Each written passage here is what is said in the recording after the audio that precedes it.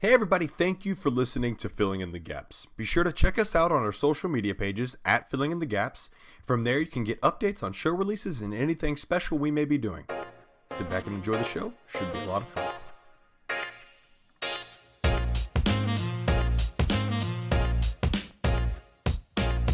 Hey everybody, welcome to another episode of Filling in the Gaps. My name is Rich, I'm from the great state of Ohio, and as always I am joined by the lovely, the courageous, and the funny Cameron from down the great state of Texas. The two of us each week take two random D20 rolls, and out of those random D20 rolls, create a session that hopefully will spark an idea for you to use at your next game night. The two of us love D&D and role-playing games and have found that running a weekly and even a bi-weekly D&D game can be exhausting. You run out of ideas, you run out of things that keep the game fresh. We hope that out of today's episode, you get some kind of idea that sparks some inspiration for what you can do next time you and your players sit down to play.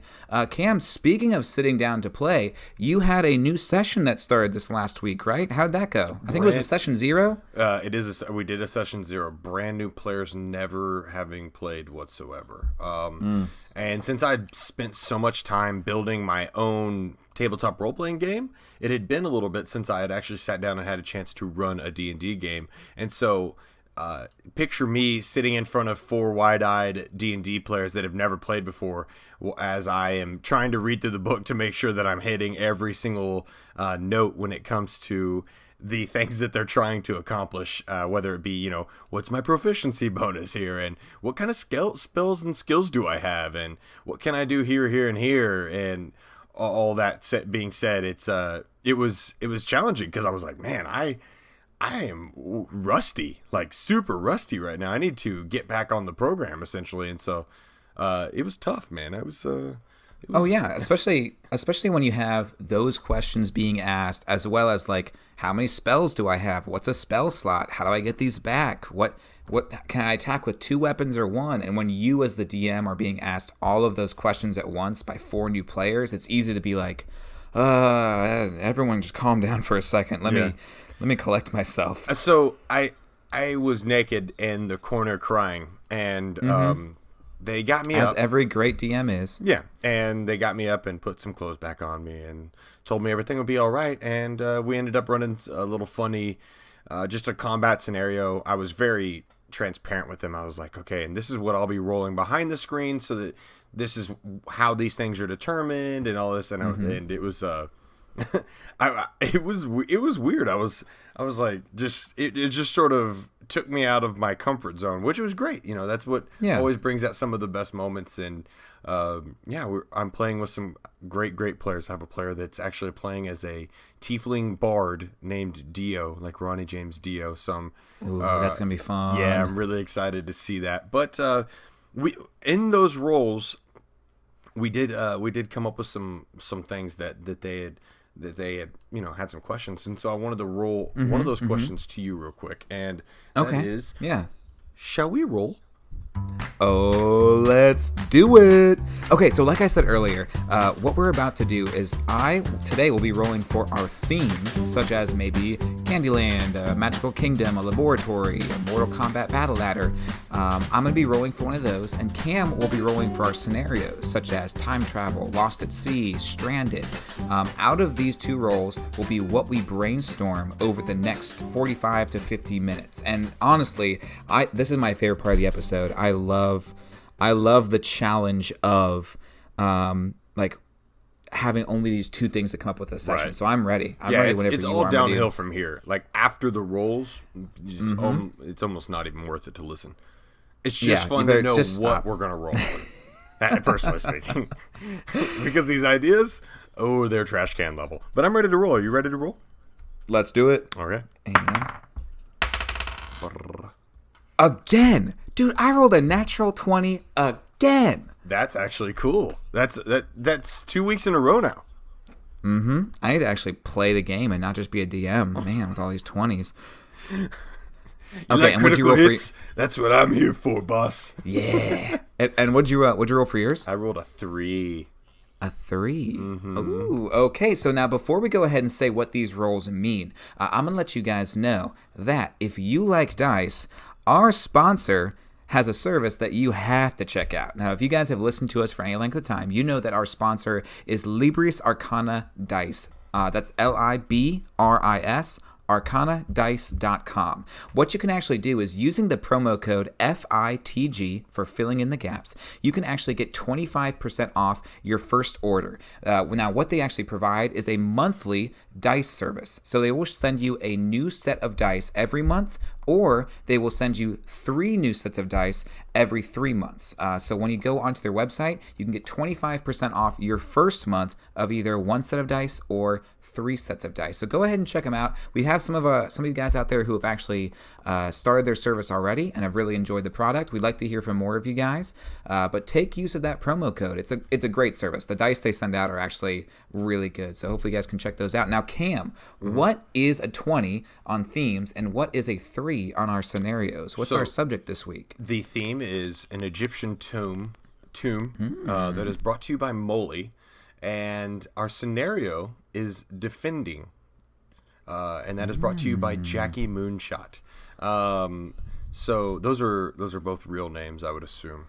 Molly probably. So defending an Egyptian tomb. That's interesting, because usually when I think of Egyptian tombs, I think of like breaking in. Yes. Like you're going in to take something, but now it's kind of the opposite, where you are there defending. Cam, what initially pops into your mind when you think of the idea of defending a tomb? It's funny you say that, because this week I had watched this guy pop off on Twitter about Gnolls. And so he said, Gnolls are amazing, and I'm about to show you why. And I legitimately sat there and read probably 60 tweets about the history of Gnolls and what they used to be in 1E, 2E, 3E, and 4E, and what they have become now, and sort of the perception that's been around them and where that perception's come from. It's come from elves and sort of they're looking down upon these Gnolls. But Gnolls were once revered. They stood side by side with other humanoid races. Really? Actually, yeah. There was a time where you could play as a Gnoll in D&D. No joke. Yeah, I never knew that. So I think of Gnolls, and they represent the jackal, which to me, and they don't, but they're like a hyena, but they represent the look and the feel of a jackal, right? And I like where you're going with this. And Cam. so when I think of an Egyptian tomb, what I'm thinking about is a Gnoll that's not a bad guy, and this Egyptian tomb housing these Gnolls, and maybe the Gnolls are trying to resurrect or gain this information that can prove that we're not all bad, and maybe you should stop coming out and killing us all the time, and there's something that they're trying to do. But you're defending this pack of Gnolls as they're trying to gather some of their history to either bring themselves back to normal or sort of fix some of the feral nature of the Gnolls. I know that I'm heavy on Gnolls, but I was really, really enamored with the idea of a Gnoll being a good thing as opposed to an evil thing. Which is crazy. And what you have too with even Egyptian, like when you look at Egyptian symbolism, like from their religions, Anubis, right? He was a jackal. So you can even play off that idea of, like, even if it was that this tomb used to be, like, maybe Gnolls haven't gone there for the longest time, or maybe there's a certain Gnoll who's trying, like you said, to kind of, wow, I just had a total brain fart, and you can totally cut this brain fart out if you need to.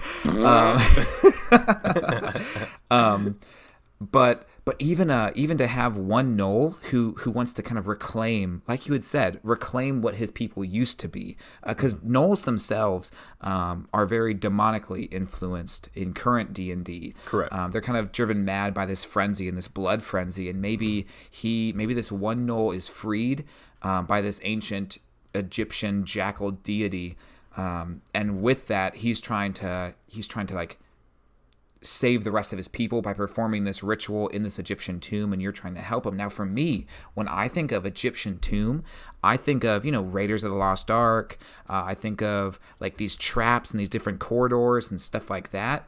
because usually, once again, Egyptian tombs, you're diving into them to take the treasure out.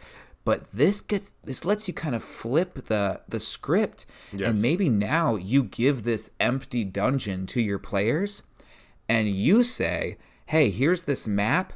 How are you wanting to set up the traps?" Yes. Like, where do you want switching? It's flipping the tables on them.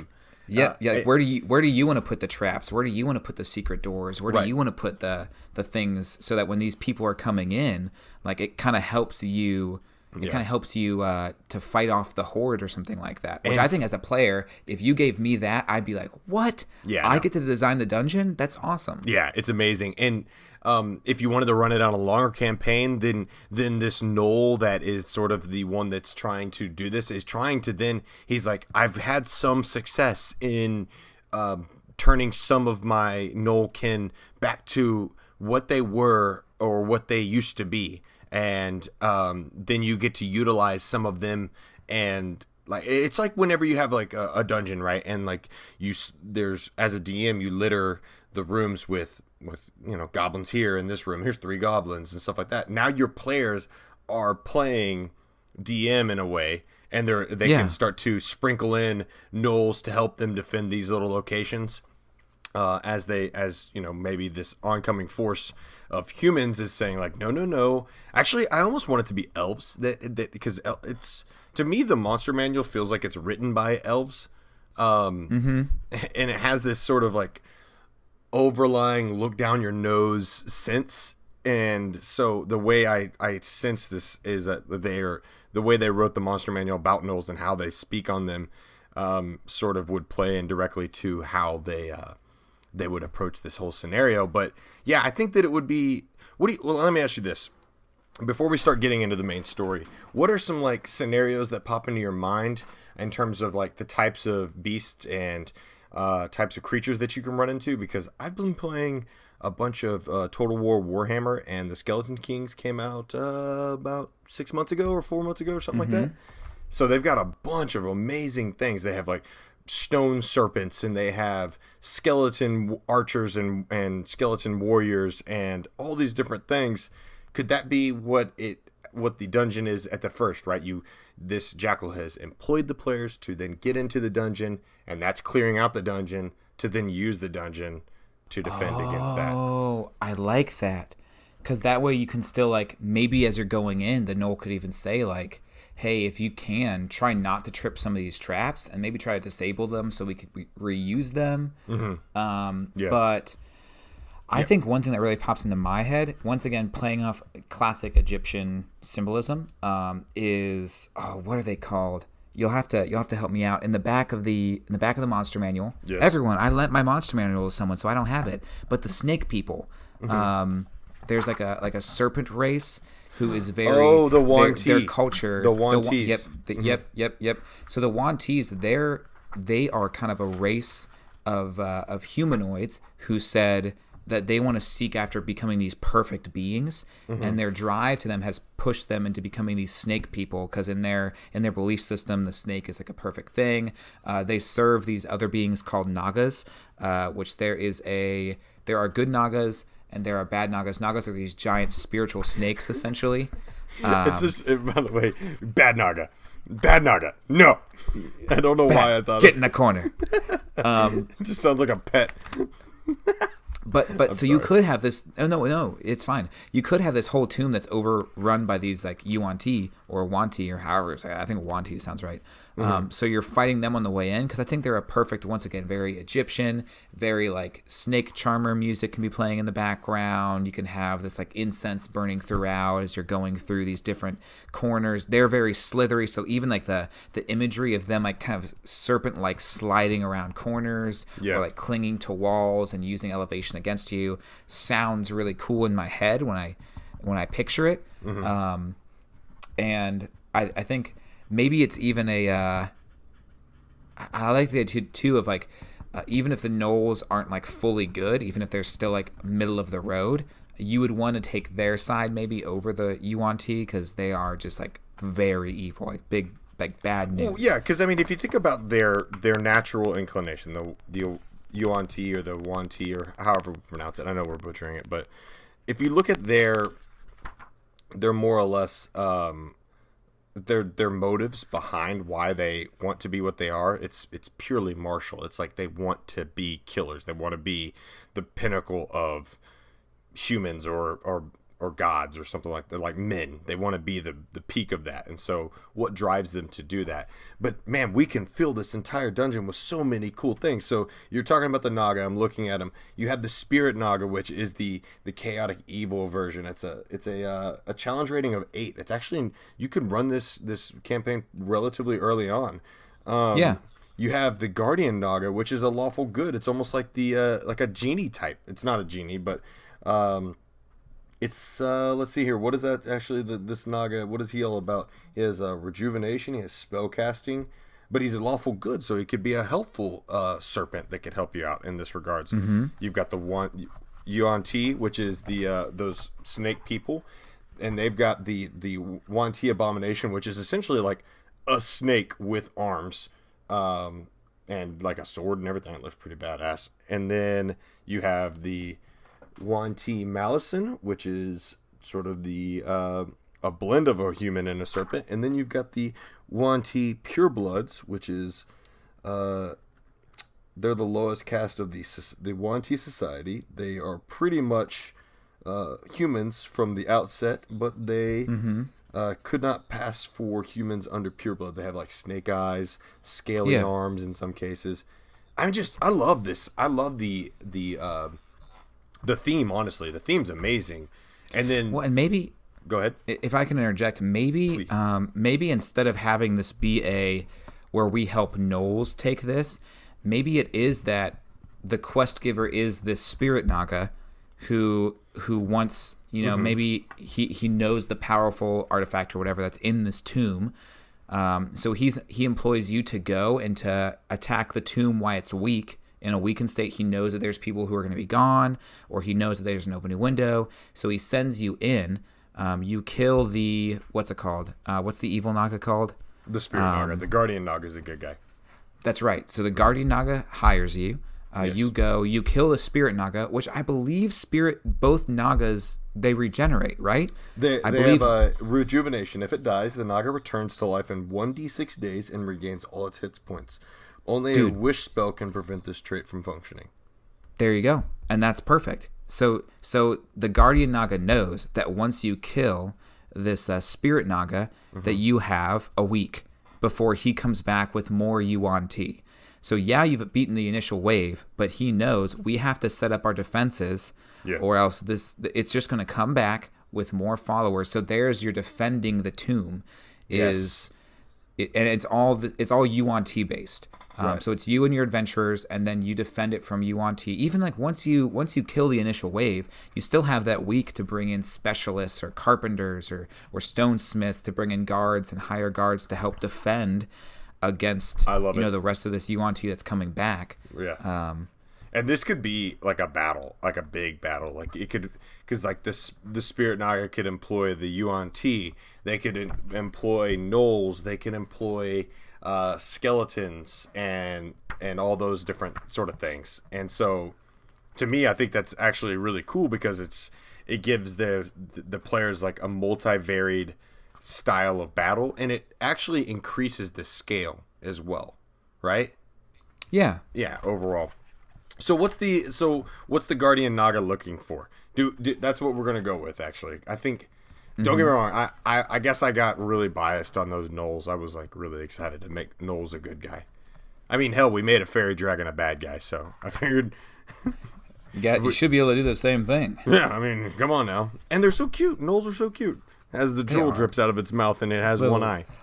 Little puppies. But I think what you could do if you wanted to, and this could be something that you run for, like you said, I think early level adventures or late level adventures.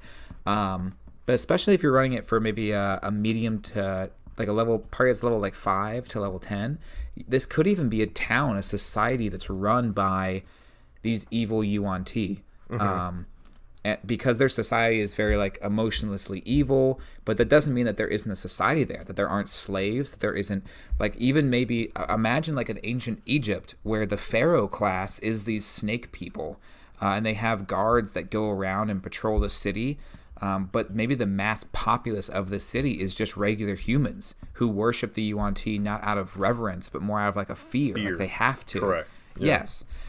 So this guardian Naga pulls you in wherever you're at. You don't have to be in a desert. He could find you, in Faerun. He could find you in Winterhold. He could find you wherever your game is taking place, and he hires you and says like, "Hey, I need you to come with me to this town. Like this town's been under the the palm, under the pressure of the Yuan-Ti for forever, but I see that there's an opening that's going to take place, and I need you to help like essentially lead this revolution." Yes. Yeah. And maybe there's something in this pyramid that is the center of this, because I think it all has to come back to that spirit Naga. Well, here's what I think: the spirit Naga could be our big bad, and hear me out on this. So I view if these people that are a part of this Yuan-Ti town, right?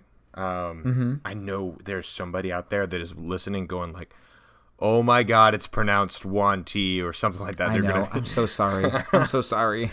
But this Yuan-Ti town, right, has the serpent guards walking around, and the Yuan-Ti abominations walking around, and there's princesses and princes of the Yuan-Ti, sort of like the what's the last one? The purebloods that are just walking around, sort of like nobles of this town. Well, there's additional ones too in the Volo's Guide to Monster. There's more Yuan-Tis? Oh, there is. Nice. There's one that's a challenge during 12. It's essentially like a mini Hydra humanoid, called Anathema. And it's Anathema?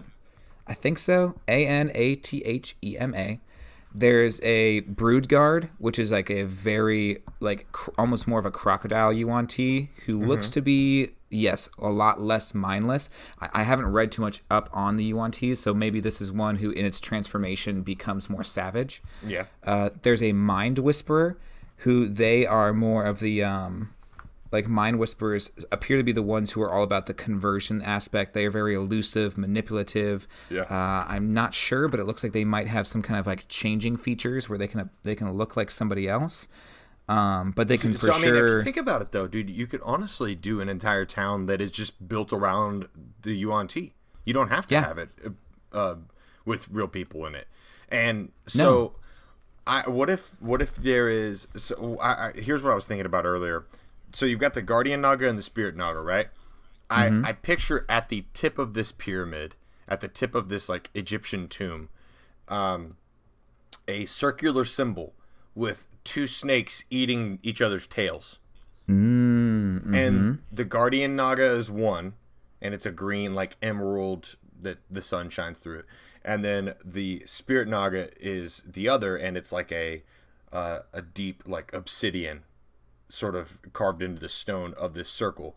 And so these are constantly fighting sort of representations of the gods in this place. And so whomever is sort of sitting atop the throne is viewed as like the good person. And so when the Guardian Naga is on top of the throne, the Guardian Naga is always, finding ways to create a plentiful bounty of, the harvest, and they're trying to always sort of uplift and bring up the town, and they employ these Yuan-Ti to actually help other societies with wars and things like that, whereas the Spirit Naga is now focused solely on growing the Yuan-Ti to actually sort of claim and take over the rest of the world, because if that makes any sense at all.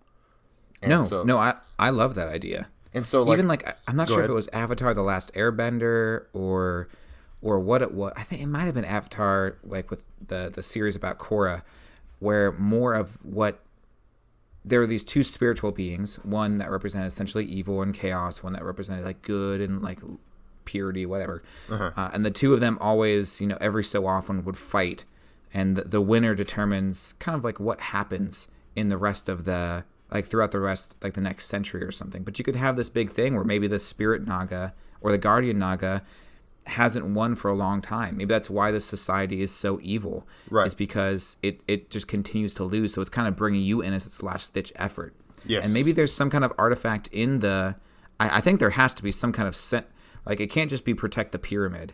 I think it has to be protect this artifact in particular. Yes. And maybe that artifact is tied to sort of the dominance. It's like a dominant structure. Yeah, the dominance, but also the ability for these things to regenerate, maybe, or the power they get when they regenerate. Maybe there's this central room where in this one area of the pyramid, there's these two scales, maybe like a scale like weights, and the more weight, the scale that's on the top is the one that kind of outbalances the other, and you can choose to either have there be balance for good to outweigh evil, for evil to outweigh good, and maybe that's what you have to protect. Maybe it's like a water-based thing where like water has to flow into a certain stream. But I love that. I love that. The scale, the balancing kind of thing, and defending while also, stopping enemies from filling up one side or the other or something. Yep. That's actually amazing. That's actually kind of incredible. And you're the best human being of all time. Oh, Cam. Also though, I will say another image I had pop into my mind is what if this guardian Naga, what if when it appears to you, it's not this big, powerful, impressive, huge serpent? No, I was thinking the exact same thing. I'm right there with it. What if it's small? Like what if it's like a little snake, frail, and like a little garden snake? Yes. Yep. And that has to tie into those scales. Right. So like when you go in and when you beat the dungeon, like your reward, kind of the reward, the like, yeah, we did it moment, is when you change the scale, you can see the guardian Naga get bigger. Like it grows as the scale shifts. Yes. But maybe you aren't able to turn the scale all the way to like the good beats evil.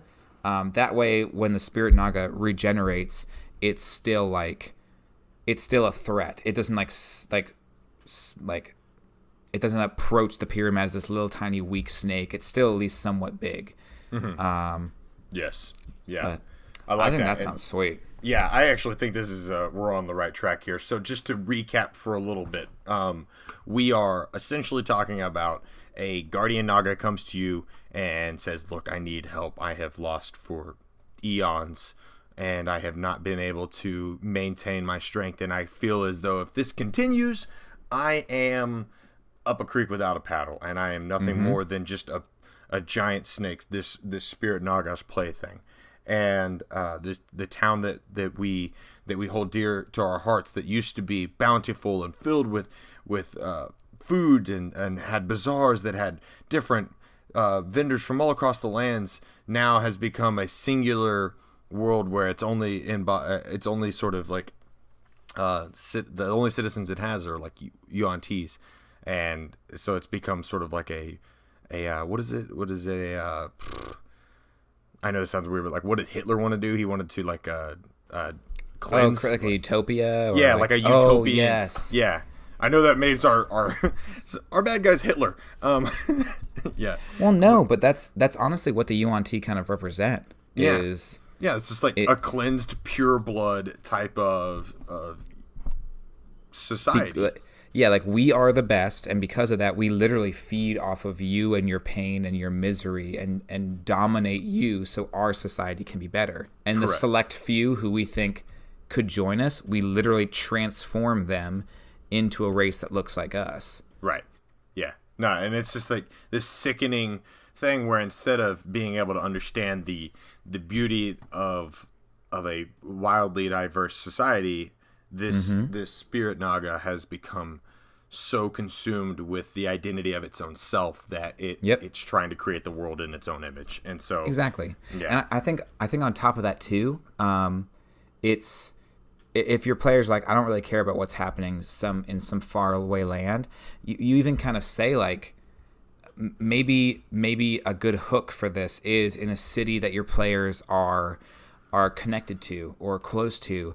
Maybe you have because the race is a lot about subterfuge. Like, so they would totally send out members to infiltrate and to be a part of other cities to begin to try to like weasel in better trade agreements or to undermine the ruling class there so that they could then begin to steal people out of this town or take over its town and its influence. So maybe the hook is you kind of find this shady individual or these shady dealings that are going on. And after you kill this UNT, member in disguise, maybe then this individual shows up after you kill them, and it's an actual human, but maybe there's something about his eyes that gives away this glint of like he's just different.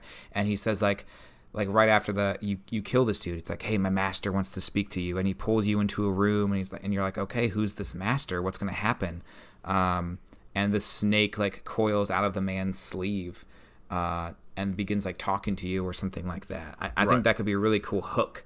It really, really could be. Yeah, and that's what we were looking for in this story. Is it's like when you're doing a hook creation, it's why are they there? Yeah, why and it shows too. And it shows too that if this pyramid, if this other faraway UNT settlement isn't dealt with, that there are consequences, that they're already beginning to infiltrate other towns. So the best way to do it is to, take off the snake's head, so to say. Yes, exactly. Yeah, I love that. And then I love the idea of, because it has this sort of Egyptian flair to it, and the only way to prevent a spirit Naga from rejuvenating is utilizing a genie. It could be our second opportunity to use a genie in one of our campaigns. Yeah. And actually, this sort of ties into one of the scenarios where we were releasing a genie from the Mage's Crystal. Remember that episode? Yep. So that could be a little cool stacking block right there, where it's like in the middle of this little small campaign, you could jut over and take care of that genie, and so. Man, we need to make like a giant... I know, right? One giant connected quest book.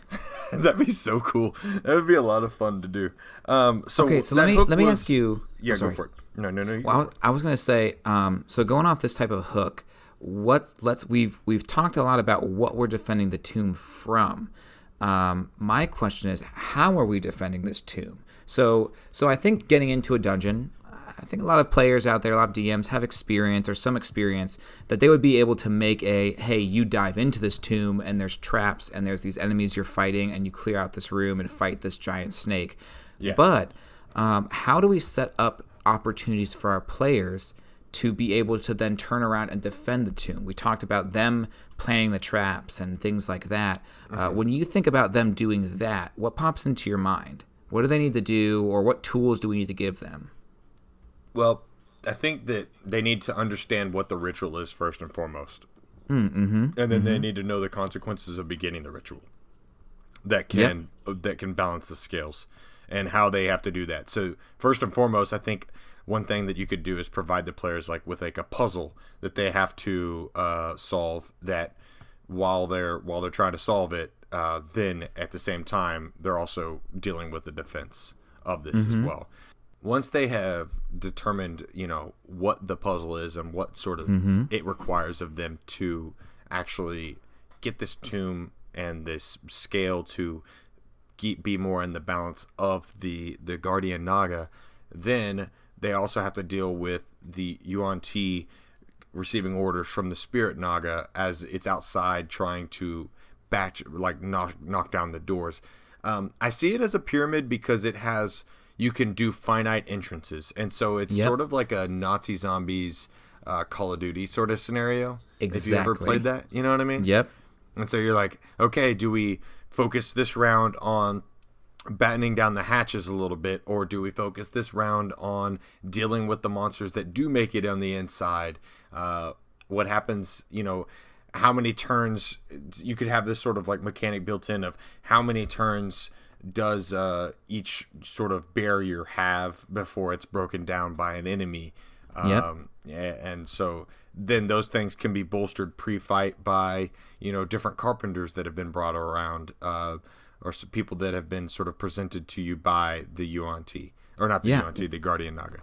One thing I think could be really cool is spending some time to really set the session up and let them, whether this is a specific, you run this session for 5 or 6 games and it's done, it's kind of like a one shot, or whether it's something where you run it with your more consistent players for a long time. I think one thing that could be cool is letting them, they know their goal is they have to take over the pyramid and then defend it. But let them kind of pre-recruit, because they're only going to have 6 days once they take this tomb over. So maybe part of what they do is before they even take over the tomb, they're in the city, like sneaking around, and they're trying to kind of find resistance or find people where it's like, hey, if we take over this tomb, can we count on you to come and help us defend it? Yeah. And maybe some side quests to go along with that, or there's certain like assassinations they have to pull off to kind of free some people up so that afterwards like this can happen. And then once that happens, they all meet at the tomb. And like you said, I think you have to give them some kind of layout map of the whole entire pyramid. And you give them the abilities of being able to say, hey, we need this group of people to be here. We need this people, like we choose to put these people in this tight corridor. We choose to put a barrier here.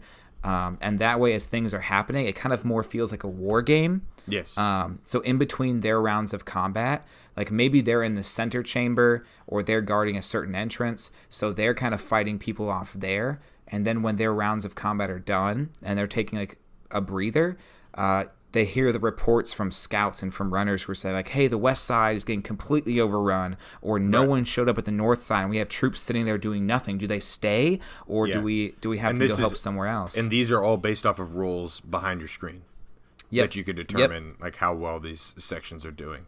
Exactly. Yeah. And it makes your players feel like generals. It makes them feel like they're calling the shots. And to them, I feel like that would feel awesome. And then maybe you have a scenario where people are falling back deeper into the pyramid, or where you are, like maybe the Naga even breaks through and there's like this bigger fight. But I think it could feel really cool to have this like corner-to-corner combat where you're like sneaking around or you're bossing people around with like maybe you're shouting commands through a sending stone, or you're sending like scouts or runners out to relay commands. I think that whole thing would feel so cool to your players. Yeah, I absolutely do. I think that they would feel so different from a standard bit of combat that they have to deal with, while they also still have to deal with some combat at the same time. Yeah, and you can know too that if you need to fall back, if you're getting overrun, you've planned out traps. You've planned things out that you know if we fall back in this direction, we're going to lead them into this trap, or we're going to lead them into this ambush. And it lets your players kind of say like, kind of have those moments where they feel like they can have like a gotcha moment with these UNT, which I think is also super rewarding. It's super rewarding even though your players aren't swinging the damage. If your players set up a trap and it gets to spring and it gets to kill UNT, they're going to feel like that same moment as if they were the ones who dealt the killing blow. Correct. Because they got to plan it out and see it to fruition. Yeah, exactly. It just makes them feel like they have control within this world. And sometimes you want them to feel like they're out of control or that they don't know all the answers. This is one of the moments where it's really good for them to have those answers and to understand what's about to happen or what's about to come to fruition. Like, I like the idea of almost entirely blocking off specific chokes or hallways by destroying them. And crushing the UNT in rubble. And so, like, if your players come up with these ideas and they utilize these things, these are all really, really cool things. This can be both a singular, like, couple session scenario or a multiple session scenario, like like a big campaign, like you were talking about. I like the idea though of it being awesome. Multiple, just because if it's just like you take over the tomb and then it's like, okay, 100 people show up to help you defend, you're just gonna throw those 100 people to the dogs. Like, you don't care if they survive. It's like, oh, yeah, sure, 20 people in the west side died. Big deal. But if you have them, like, you've been around this town and you set these 20 people free from, like, a slave camp, or you rescued these 15 people from, like, torture pits or from a sacrifice den or something like that. Yeah. They now feel like, yeah, you're excited to fight along with them, but those NPCs also feel like, I don't just want them specifically to die. So it makes you kind of lean more in on like strategy of like, hey, fight, but if you're getting overrun, fall back to this point. So these traps and stuff can get sprung. But that's just me though. I like NPCs feeling like they're weighty sometimes. Right, because I feel like if you create sort of like a throwaway NPC, that's what they're going to do with it. Yeah, they're just going to treat them like they're nothing. Yeah, honestly, man, I think this is I'm stoked to run this. I'm addicted to Warhammer, Total War Warhammer, and the Skeleton Kings. Even though I'm really bad with them and I die all the time with them, I just love the Egyptian lore of it all. So, I mean, what do you think about this whole sort of campaign? if you will. Dude, it's just so different. Like that's why I love it. It doesn't feel like, your usual, I show up to game night, I roll my dice, I hit creature X in the face, and I get hit by creature X and take this much damage. The whole entire thing, it's a dungeon dive mixed with you're as a player becoming a DM a little bit and having traps and feeling like a commander. It has so much in it, subterfuge in the town and kind of leading a rebellion. It's what I want when I play a session. So I'm excited to run it for players. Yeah, it's wildly diverse, and it provides your players. It makes your players think. Again, I will say this 1,000 times. If they're thinking, you are doing what you're supposed to do as a DM. Yep. I 100% believe that. Speaking of thinking, if you want to do a summary of this week while I get ready for my synopsis. Oh, that's right. It's your week. Yeah. So if you want to do a little summarize of the summary, a little summer summary. A little summer summary, yeah. Okay, so what we actually kind of came up with for this session is the session starts off with your players hearing from a guardian Naga, probably in a weakened state, and maybe even interacting with a spirit Naga spy or operative in a town you consider your home. That there is a town off in a desert locale built around this ancient pyramid, where a Yuan-Ti cult has kind of oppressed a group of people and are now beginning to spread out. The Guardian Naga says to you and gives you the quest of freeing the town and overthrowing the Spirit Naga. But on top of that, once the Spirit Naga is killed, you then have a week to set up defenses. And if your defenses hold, the Guardian Naga will be able to finish his ritual to once and for all kind of free this town from the clutches of the Yuan-Ti and the Spirit Naga. Once you show up, we recommend having a few sessions in the town, kind of freeing people from the Yuan-Ti slave drivers and sacrificers and cultists. That way you kind of build up this own resistance army. Then there's more of a traditional dungeon dive where you're working through this pyramid with traps and killing some Yuan-Ti members, ending with a boss fight with the Spirit Naga. But once the Spirit Naga is killed, that's when the real work begins. Now you bring in your resistance workers who are carpenters and masons, maybe even some wizards, and you're having them prepare this pyramid for now it to be under siege. You're then also kind of wargaming these guys around and saying who will be where, who will have what kind of barricades, what your defenses will be. And then it kind of ends with this more climactic fight where maybe the two Nagas now on an even playing field are fighting in this room while you're also fighting these cultists. But that's kind of what we got. It's a little bit of a different session, but hopefully I can't wait to hear some stories. I know some of you guys out there are going to run this session, and I cannot wait to hear how you run it. Yeah. I dig it. So while I was thinking about how I would do this, I was actually sort of thinking about what it would sound like for the Guardian Naga to give the quest in and of itself. And so I think we can start here, if you'd like me to. Cool. Go ahead. Paint us a word picture. The aggression that came with that was exciting, but also scary. Paint us a word picture. Okay. So you have made your way into the town, and you have started to notice that there are some unusual, sort of deceptive beings that have begun stealing and taking from local businesses. And you have actually put a few of them to rest as you've sort of helped your local citizens as they have sort of said, like, we need your help and you're the local hero, so what else would you do?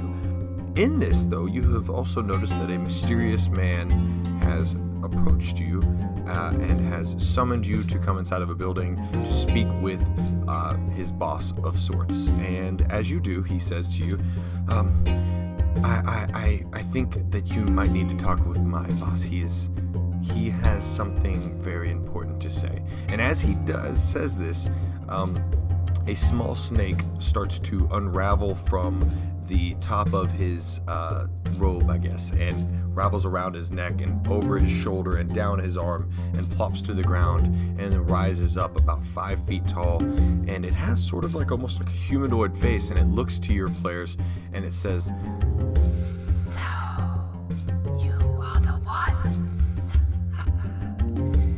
You might be able to help me And then your players are like, is this like an ASMR thing, or is this... Some of them start getting sleepy. Yeah, some of them are like, I don't know why, but I'm like super turned on by this snake. That sounds sweet, though. I'm not a snake. Yeah, no. Yeah, that's how I'd sort of approach that. But yeah, I think... So we went from my excitement of Gnolls, then you just told me to go straight to hell. Oh no, I'm sorry. But no, we ended up in a really great spot that I'm way happier with, to be quite honest with you. Now, don't get me wrong. If you're out there and you hear me, Gnolls are good people too. Okay, so whoever's with me on that one, just let's start a campaign. You know. Well, and there's no reason too that this whole entire thing can't be Gnoll themed. Like you just have it all be Gnolls instead of being UNT. Mm-hmm. And one of the Gnolls' name is Nick Nolte. Exactly, Nick Nolte. No, but that's sweet. Well, guys, hey, that was our episode of Filling in the Gaps for this week. Make sure, as always, that if you like this episode, that you let us know. We love hearing you guys' reviews on iTunes. And when you guys give us a review, even just give us a 5-star, it really helps us out. Make sure to check out Libris Arcana Dice and to follow us and really just communicate with us on Twitter and on Instagram at Filling in the Gaps. You can find our accounts on Twitter and Instagram. We have an amazing Discord that Cam is super active on, and I'm kind of like a ghost on at times, but I love seeing the stuff that you guys are sending back and forth. Moly and Factorum, Shoal, and who's our new friend on there, who I'm kind of forgetting his name, but those four run our Discord. There's always so many good ideas and dialogues, trap ideas, creature ideas, campaign ideas. So if you guys want to join us on Discord, you can find us there at Filling in the Gaps as well. Check us out on Reddit. We're all over the place. You can't miss us. But that's our episode for this week. Thanks so much for tuning in. And remember, if you have any ideas for another theme or a scenario, to use the hashtag FITG on Twitter. We'll get your ideas. We'll plug them into the chart. And hopefully your ideas will be the next episode that we cover on Filling in the Gaps. We'll see you guys on the next episode.